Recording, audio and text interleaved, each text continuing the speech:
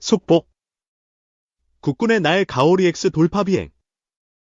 미래의 전장 핵심 스텔스 소형 무인기. 세계 최초 개발. 한국 혼자 만들었다고. 미 충격.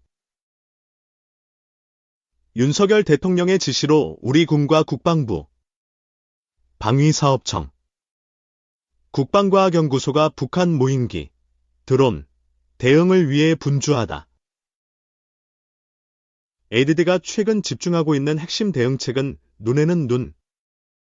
이에는 이로 북한이 무인기로 서울과 대통령실 주변 비행금지 구역을 침범했듯 우리도 드론으로 북한의 중요한 시설을 침범하자는 내용이다. 지금까지는 주로 침입한 드론을 탐지하고 요격하는 것에만 집중했는데 거꾸로 보복할 능력을 키우는 셈이다.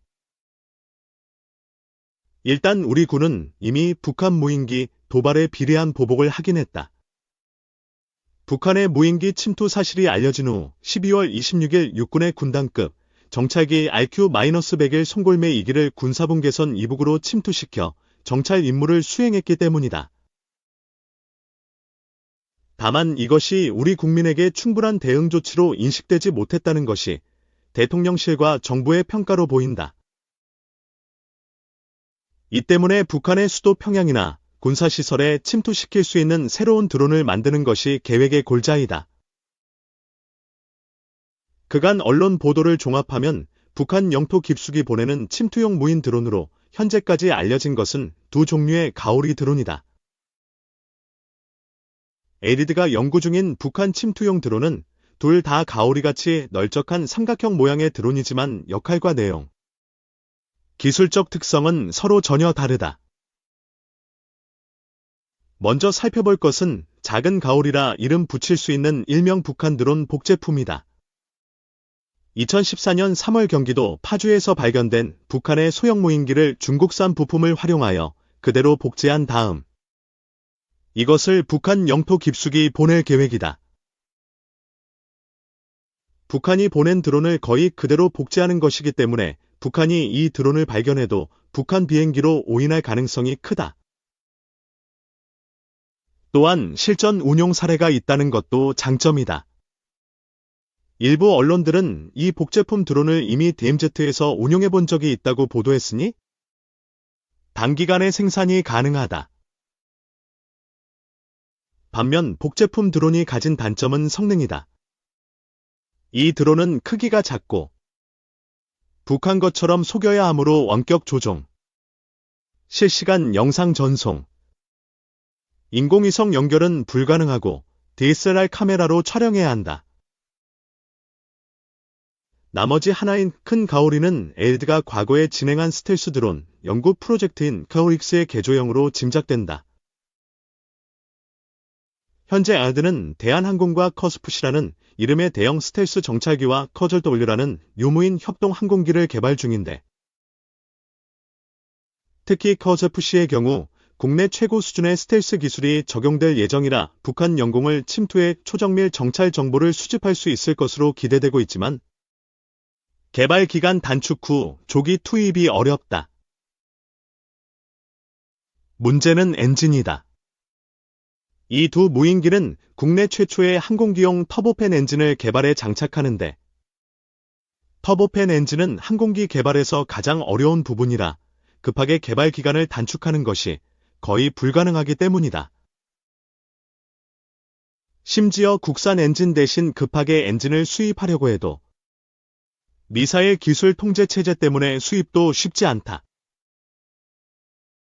이 때문에 ADD는 커스푸시의 개발 대신에 이미 완료된 연구 프로젝트를 다시 살릴 것으로 알려졌는데 이것이 바로 큰 가오리라 할 수 있는 가오리X다. 가오리X는 커스푸시 이전에 연구한 스텔스 무인기 기술 사업으로 실제 비행기보다 작은 크기의 축소형 테스트 항공기를 두 종류 만드는 연구 프로젝트였는데 제작된 두 모형 중 해성대함 미사일에 장착된 소형 터보팬 엔진을 사용한 모델을 개조 생산하는 것이 유력하다. 해성대함 미사일에 달린 스스-760K 엔진을 사용하는 가오리스 축소형 드론의 상세 성능은 알려지지 않았으나 작은 미사일에 장착하는 엔진을 쓰는 만큼 사람이 타는 비행기와 비교할 만한 크기는 아니다. 이 때문에 큰 가오리인 카보릭스 역시도 무인 정찰기에 필요한 위성 통신 장비, 영상 송수신 장비, 원격 조종 장비를 탑재하지 못하고 정찰용 카메라 역시 소형 저성능 장비가 탑재될 것이다.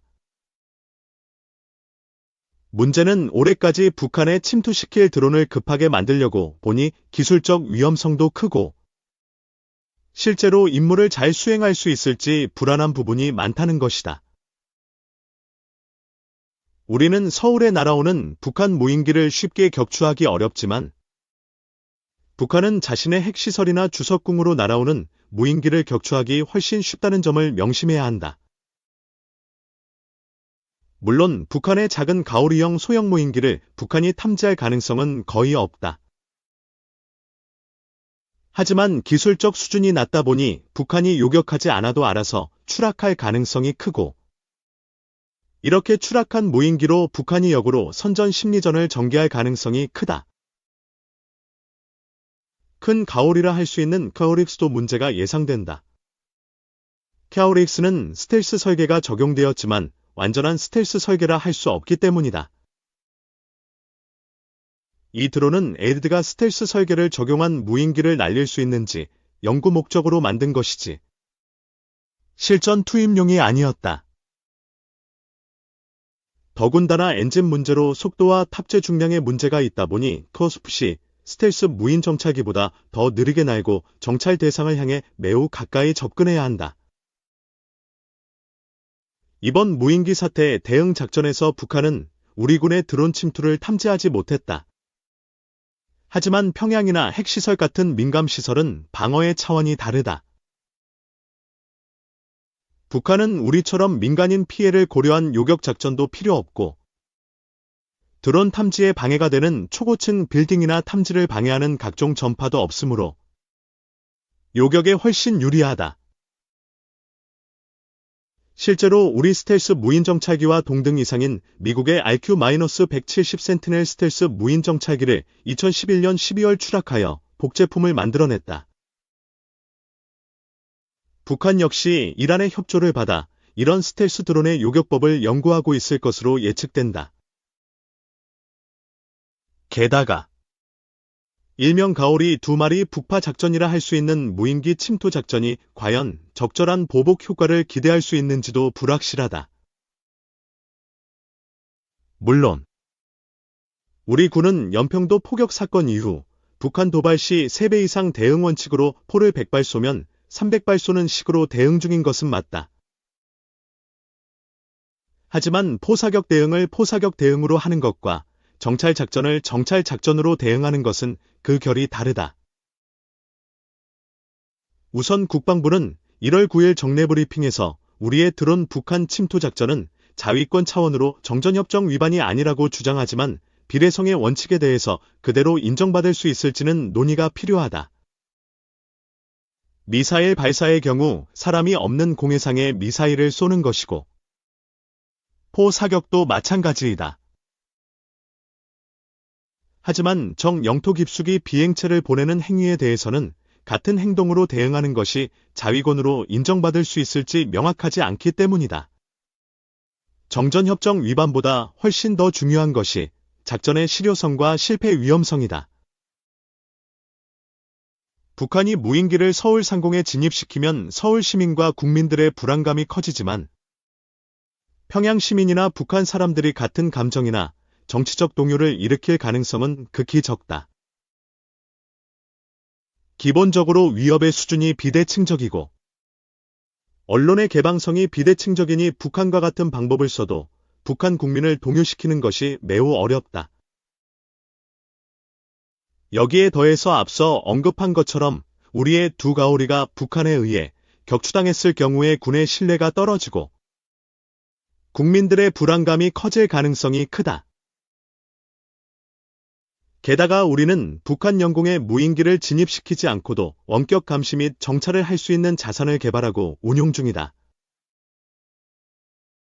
그래서 필자는 글로벌 호크 무인기, 중고도 무인기, 금강, 백두 성능 개량, 초소형 정찰 위성 등 기존에 투자한 정찰 자산에 대한 관심과 투자가 무인기 침투 작전보다 더 중요하다고 생각한다. 만약 정말로 북한 영토에 무인기를 굳이 보내야 한다면 급하게 복제품이나 시제품을 재활용하는 것이 아니라 정말 잘 사용할 수 있는 적진 정찰용 무인기 연구를 시작해야 한다. 개발 중인 커스프시나 커슬W 같은 대형 드론에 수납할 수 있는 일회용 초소형 침투 드론이나 하이코어 극초음속 비행체를 개조한 강행 정찰용 무인 정찰기를 만든다면 북한 전 지역은 물론 유사시 적 항공모함 함대나 스텔스 전투기 기지를 정찰하는 능력을 갖출 수 있을 것이다. 북한 도발에 급하게 대응하다 보면 성급한 일 처리 과정에서 실수와 실패가 나온다.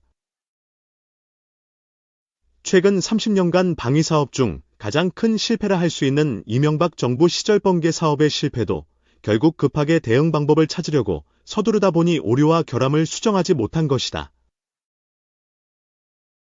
또한 북한이 우리의 국방과학기술 발전을 회방 놓는 것도 북한의 목적 중 하나라는 것을 명심해야 한다.